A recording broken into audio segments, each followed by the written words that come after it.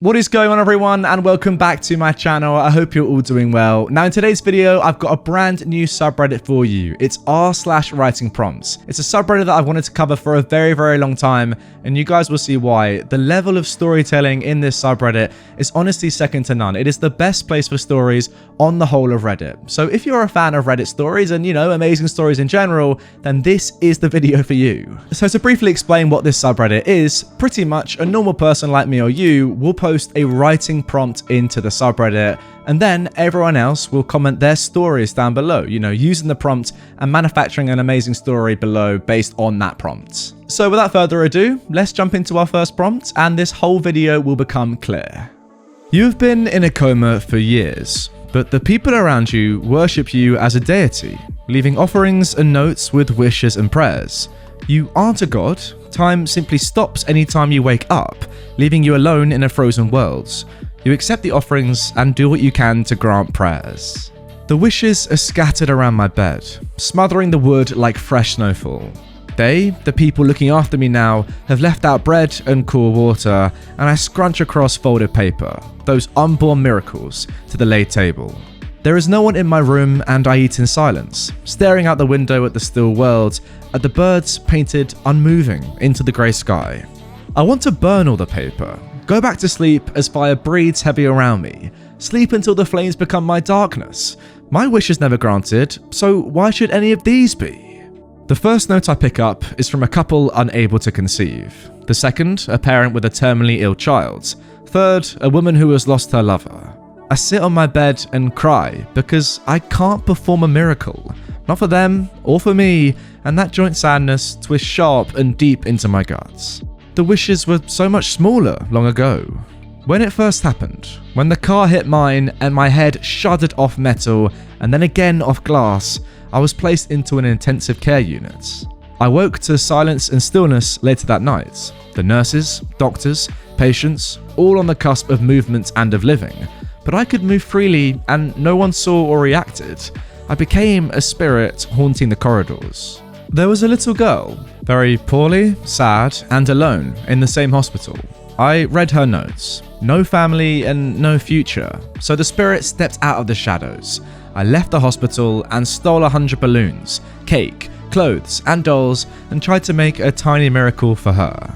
I surrounded her bed in balloon animals and in what I prayed amounted to a smile. I never knew how she reacted. I slept through it, as I always did from then on. But reporters soon picked up on the story of this child and the mysterious party thrown for her behind the nurse's back. Quite impossible, the nurse on duty said. People wrote letters to that little girl, having seen her story, and told her she was so brave, and her estranged father even got in touch, and she finally had family to be with. That girl's story spread, as did tales of other happenings to other patients at this hospital of minor miracles. Eventually, they tracked it to me, to the coma patient who moved from his bed each day, fell asleep far away, and had to be carried back to the ward. 1 second, the doctor was taking my temperature. The next, I was asleep in a bar a city over with alcohol in my system. So the notes began to be written. Prayers to the strange coma patients. I was moved from hospital to churches and even sometimes shipped between countries to lend to other places in need of a miracle man. My miracles, however, were nothing but sleight of hand, broken and fractured and altogether false. That girl, whose estranged father had returned, died a week later. I'm not sure the father shed a tear, but he did sell his story to the papers. All I did was advertise her to a vulture ready to peck at her bones. I sit on my bed now and run my feet through the ocean of folded notes, and I wonder what the point of my existence is. Did God intervene in my accident to do this to me? Save my life and curse it at the same time? I read the notes again. A couple unable to conceive. A parent with a terminally ill child. A woman who has lost her lover. I sit there for an hour, staring, thinking. Then I leave. I find the couple outside their home, sitting on a bench, a gap between them, and something much darker looming inside that gap. I move them together, entwine their fingers as one hand, and place the adoption leaflet in a pocket. I find the sickly child next, and I do not throw another party. Instead, I locate a specialist. Too costly, too expensive for the family, but I know where to get money. And I leave the money and a note, and I know the doctor will call them. The woman who lost her lover is on a sofa in a house littered with empty cartons and cans and bottles. I tidy it all. In her notes, she cannot get over the loss, and I do not know if it will help her because I struggle with my losses too, but I do for her what I did for me. I take her to the graveyards and I sit her there. I place photos around her of when they were together and happy, and I write a note that perhaps she will think is from him. It just says, please keep going forward. I don't know how many hours, days have passed, but I am exhausted and don't make it back to my room with its carpet of would-be wishes. I fall asleep on the grass outside the graveyard and dream of my own family and my own wish. Well guys, if you couldn't completely understand why I really wanted to cover this subreddit, well, I'm sure after reading that story, you now get it. I mean, what an amazing post. With just a little prompt, he can come up with all this incredible stuff. Credit to the writer. That was, what a journey. What an adventure. It's pretty crazy because I've never really thought about that from a deity's perspective, right? You know, they have all the pressure and hardship lumped on them. And in this situation, the guy's not a god, you know, he's just had this weird experience happen to him where when he awakes from his coma, the whole world stops.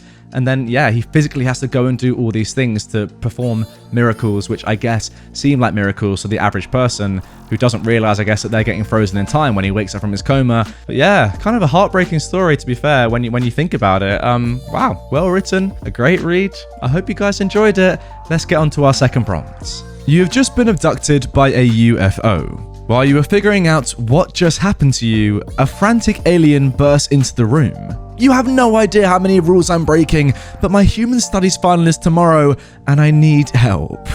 One moment he'd been stargazing, and the very next he was among them. He hadn't noticed it happen initially. William had been seated next to his brother Waylon on the hillside as they usually were on Tuesday nights, smoking and snacking as they talked about the cosmos. The two of them had always had a fascination with the stars, even before they had been told that their real father had died in deep space.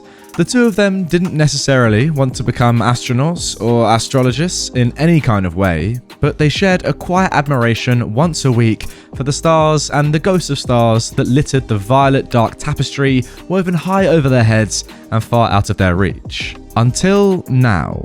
William turned from the starry window out to space and surveyed his surroundings. Everything from the walls to the fixtures of the room was dyed a creamy white hue that was calming to look at, and yet aesthetically beautiful and neat.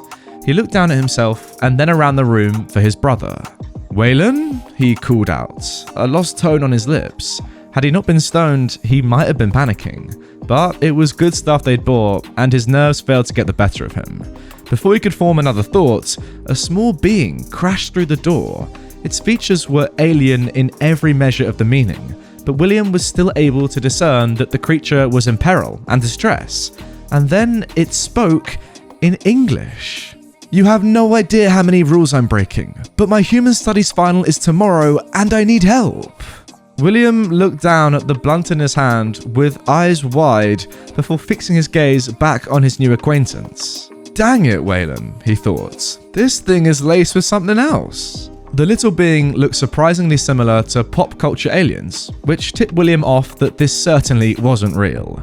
He firmly believed that aliens would be so fantastically different, so obscure from our wildest imaginations, that we likely wouldn't know them when we first saw them as sentient beings. However, this wasn't William's first time being taken on a ride he didn't sign up for, and he had the wisdom to go along with it rather than fight against it.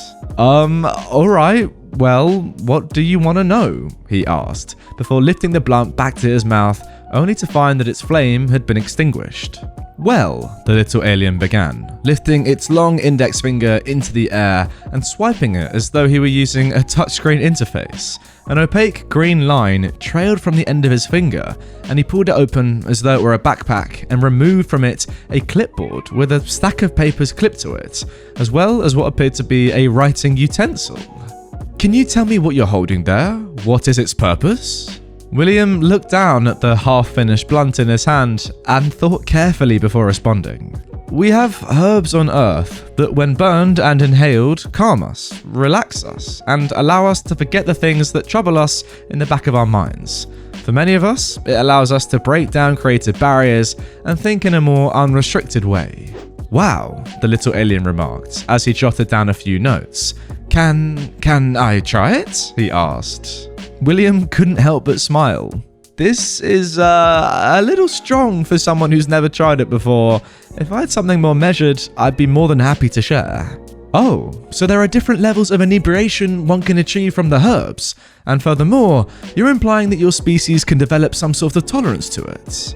William wiped his hair out of his eyes and nodded. Yeah, you're pretty quick. Our bodies are really adaptable. Incredible, he responded. Alright, next question. What is it that drives a human forward? What do you all want? It would seem to us that your existences are mostly painful and difficult, yet only a handful of you choose to start your next life before your natural expiration. Why is this? William made a face and couldn't help but laugh at the little alien. Wow, that's one way to put it, I guess. Well, for humans, it's not so much about running from strife, but dealing with it.